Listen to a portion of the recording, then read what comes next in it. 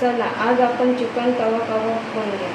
त्यासाठी लागणारं साहित्य इथे अर्धा किलो मी चिकन घेतलेलं आहे बारीक करून।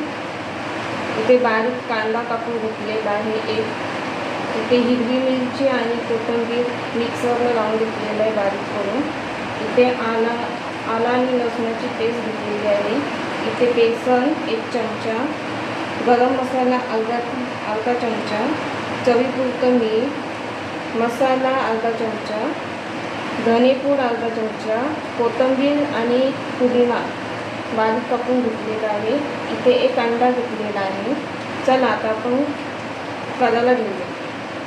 चला इथे मी आता पहिले चिकन घेते।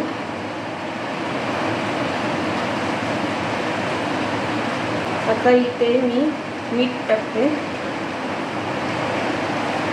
त्या आला लसूणची पेस्ट, बारीक चिरलेला कांदा, हिरवी मिरची आणि कोथिंबीरची पेस्ट, ते गरम मसाला, ते मसाला घेतला आहे, धनेपूड, बारीक चिरलेली कोथिंबीर आणि पुदिना, 1 चम्मच बेसन। आता हे सगळं मिक्स करून घेऊया। आता इथे अंडा टाकून घेऊया।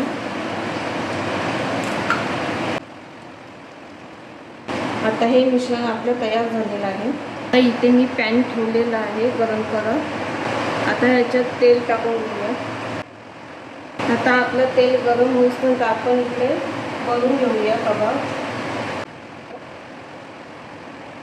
आता अशा प्रकारे आपले कबाब बनवून झालेले आहेत। आता इथे आपलं तेल गरम झालेलं आहे। आता आपण टाकूया याच्यात कबाब।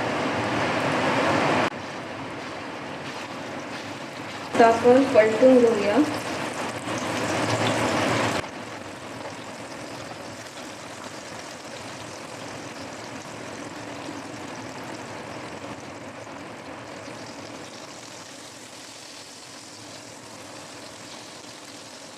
आता आपले कबाब झालेले आहे, ते काढून घेऊया।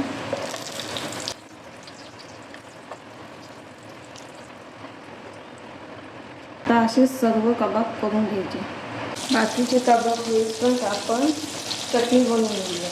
इथे मी कोथिंबीर घेतली आहे 1 बाउल, इथे 1 बाउल पुदिना घेतलेला आहे, मिरची घेतलेली आहे, लसूण घेतलेला आहे आणि चिंच घेतलेली आहे। चिंचेचं पाणी टाकायचं। इथे मी मिक्सरचा भांडा घेतला आहे, त्याच्यात कोथिंबीर, पुदिना, ते लसूण 4 पाकळ्या घेतलेले आहेत आणि मिरची। जसं तुम्हाला तिखट पाहिजे असेल चटणीसाठी तुम्ही मिरची टाका। इथे चिंचेचं पाणी, आणि तुम्ही चिंचही टाकली तरी चालेल, मी चिंच टाकते याच्यात थोडंसं पाणी टाकून आणि आता मिक्सरला लावून घ्यायचं। आता आपली चटणी तयार झालेली आहे, ती एका बाउलमध्ये काढून घ्या। त्याच्यात थोडंसं चवीपुरतं मीठ इथे मिक्स करून, हे बघा आपली चटणी तयार आहे। अशा प्रकारे आपले चिकन कबाब तयार झालेले आहेत। हे कबाब तुम्ही पावासोबत पण खाऊ शकता, असे पण खाऊ शकता। आता आपण इथे पावाला आपण चटणी लावून मग त्याच्यात कबाब घेऊया। हा बघा आपला कबाब तयार आहे, चिकन कबाब तयार। तुम्हाला ही रेसिपी आवडली असेल तर लाईक करा, शेअर करा, सबस्क्राईब करा।